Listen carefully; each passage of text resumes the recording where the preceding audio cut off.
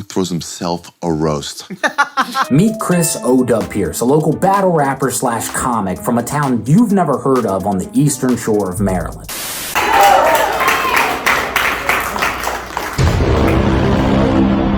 Everybody give it up for your host, John Exotic.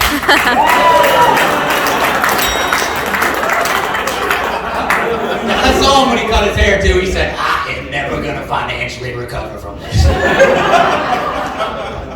So I'm going to be looking at my notes tonight, which is something I never do, but this show does not seem worth remembering. So, guys, give it up for Chris O-Dubb Pierce.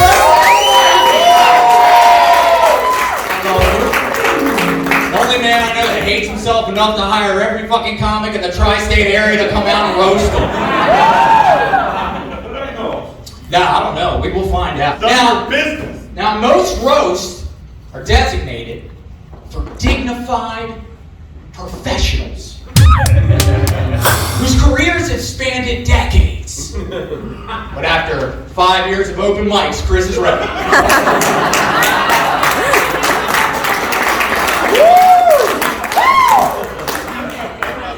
Now, I'm not going to sink to your guys' level.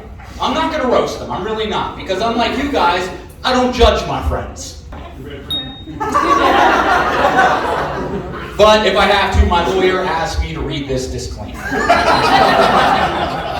I just want to state for the record, anything that I'm about to say was written only upon request. You're about to hear some bangers that I'll never be able to use again. Great use of my time. These views do not represent the opinions of R.J. Jackson or his constituents.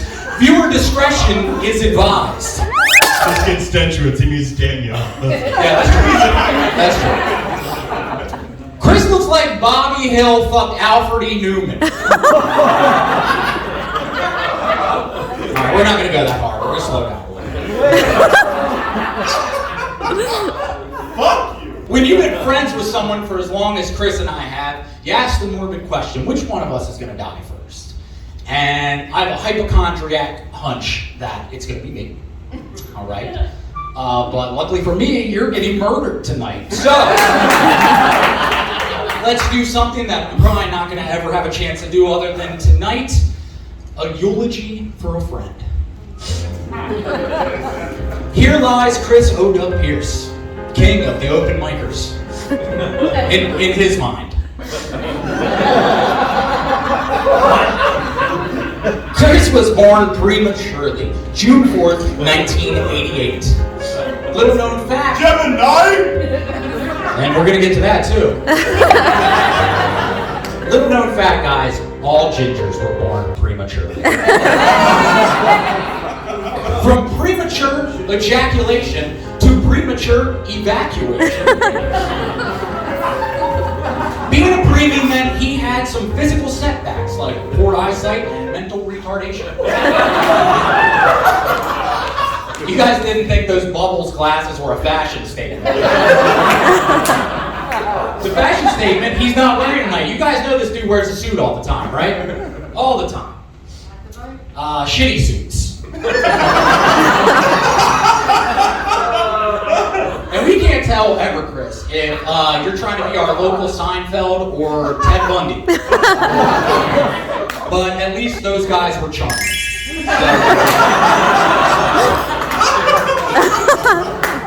Chris is dressed like Amber Heard's lawyer. Objection relevance. Chris dresses like a traveling salesman. You know the type. The ones you see in every hotel bar and the same ones that roofie your drink. Giggity. You'll be Cosby in no time, my little Spanish fly. What are you trying to sell in that suit, Chris? Cheap laughs in a basement twin bed?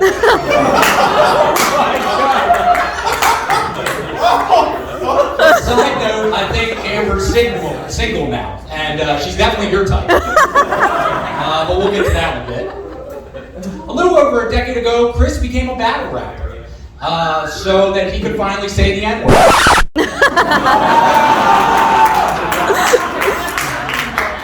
We're gonna Outlaw Byron's here. Okay, let's settle down. All right, it's not a fucking MAGA rally.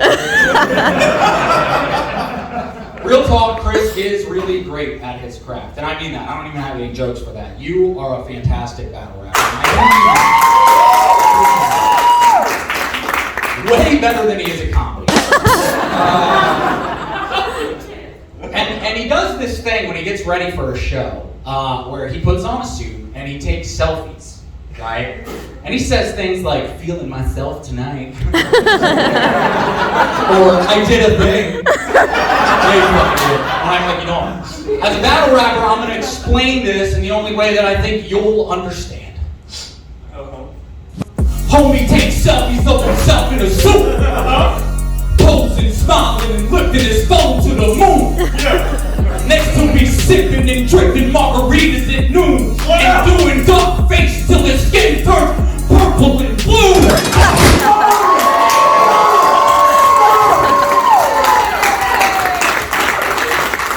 Little pee-pee on the mic. I sell Dayquil at night. I sell NyQuil at day. And then one day, Chris decided he wanted to be a comic. And right off the bat, he took it super seriously. He did. And I gotta give it to you, bro. I've rarely met people that are as completely determined and obsessed with something as you are. For about a month. You see, being a great comic means that real life takes a pause sometimes. But good for Chris, he barely has one. I'm kidding, guys. This guy's fucking busier than Johnny Depp in the Rage Room, alright? Chris has become the wise old sage for open micers that started last week.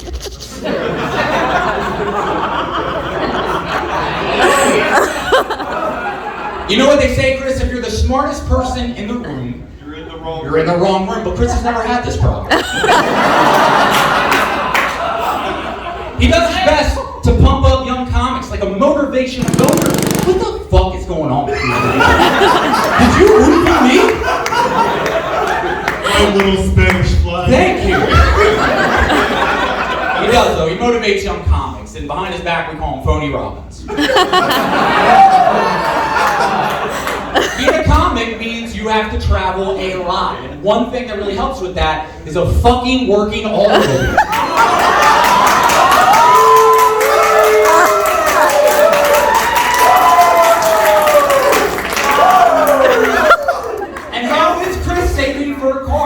Let's see. He booked an entire fucking club on a Saturday night to get roasted on his birthday. And he paid for that. Chris, real talk, ballpark, how much did this run you? That's none of your fucking business. It could at least buy like a fucking 1998 Dodge Neon. They still make those? In some other multiverse. The only reason Chris did this is so he could work out all of the hate for other comics. He has all of our names in a bedroom, and every single night before he goes to bed, he crosses a mountain of lipstick like Steve Buscemi and Billy Madison. Chris has single-handedly shaped this community into a real scene, or at least that's what he tells everyone at his shows. He's as unbiased. You're welcome. You are welcome. He's as unbiased at hiring fresh talent as he is in using his dick. No, and I mean that in a good way, guys. Look, this man gets more pussy than PetSmart. Okay? Is Taylor still here? I don't know. I can't see it. Everything's dark. Because the fucking walls are caving in so roofing. These new abortion laws are really tampering your style, aren't they?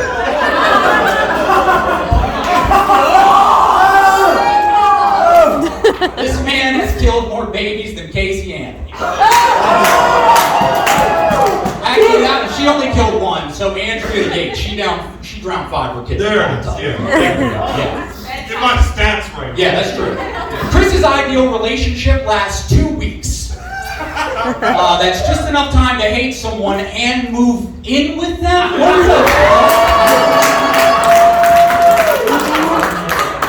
Chris, and I'm sure most of you know this, guys, Chris literally moved in with the meth head because they blend in so well in society, right? You can't ever tell a meth head, right? He loved her too. He was like, bro, I think I love her, man. She's so perky and energized. He's like, bro, I haven't seen her sleep yet. And she decorated our new crib. It was beautiful. She put aluminum foil all over the windows and the cab. And she's into this new age health phase, like drinking your own piss. And yes, Chris, I know what you're thinking. I've also dated horrendous soul-sucking succubuses as well. But at least I date them longer than the ride to Easton.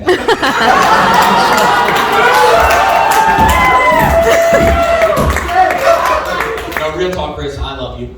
You are one of my best friends when you book me. Seriously, you've been one of my biggest supporters in this business years before you even started doing it yourself. And for that, I'm forever grateful. I mean that. You used to come to all the shows with me, man. Fucking awesome. Tonight is beautiful, and every comedy show that's ever been produced in this fucking place and all of your other ones, dude, you're doing so fucking good. I love you.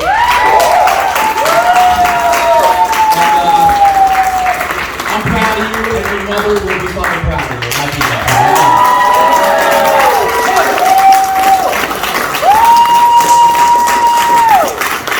Love you, fuck you.